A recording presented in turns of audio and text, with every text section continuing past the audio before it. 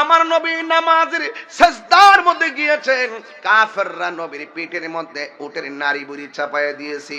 এমন একটা সময় গেছে, ইহুদি একটা আয়েশা নবীর গাল মোবারকের মধ্যে থাপ্পড় মারছে। জোরে কোন নাউজুবিল্লাহ।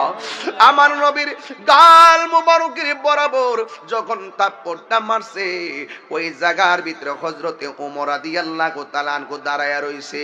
ওমর রাদিয়াল্লাহু তাআলা আনহু ডাক দিয়া বলে, নবী গো, ও মায়ার নবী, আমি আমার বাপের কেল্লা কাইটা ফালাইয়া দিছি। কই কেন? কই আপনারে পাগল বলছে, এই জন্য আমি নিজের তলোয়ার দিয়া বাপের কল্লা কাইটা ফালাইছি। আর এই বিয়াদবে আমি উমরের সামনে আপনার গায়ের মধ্যে জীবনে কোনদিন মশা মাছি বসে নাই। আল্লাহু আকবার কোন না কেন?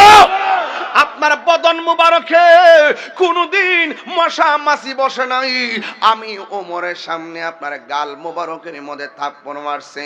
ইয়া রাসূলুল্লাহ, আমি ওমর মানতাম পারি না, শুধু আপনি সামনে আছেন, চোখে চোখে রেখে দাঁড়িয়ে আছি, কিন্তু একটা বার অনুমতি দেন, ওরে কল্লাটা দেহ থেকে আলাদা করে দুনিয়া থেকে বিদায় করে দেয়।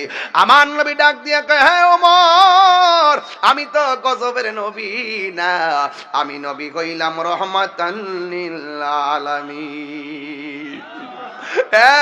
উমর তাকায়া দেখো, একটু পরে উমর বলতেছেন, আমার নবী ইহুদিরে মারার জন্য নিষেধ করলেন। এরপরে আমার নবী ইহুদির কাছে গেলেন, যাইয়া ডাক দিয়া বলে, আল্লাহর বান্দা, তুমি যা আমারে থাপ্পড়টা মারছো, তোমার হাতের মধ্যে কোনো ব্যথা পাইছনি? তোমার হাতের মধ্যে কোনো ব্যথা পাইছনি? ওই ইহুদি ডাক দিয়া কয়ে, কেমন নবী রে,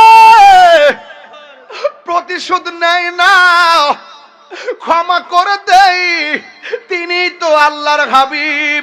ইয়া রাসূলুল্লাহ, নবী গো, আমারে দয়া কইরা মাফ কইরা দেন, আমারে কালিমা পড়াইয়া মুসলমান বানায়া দেন।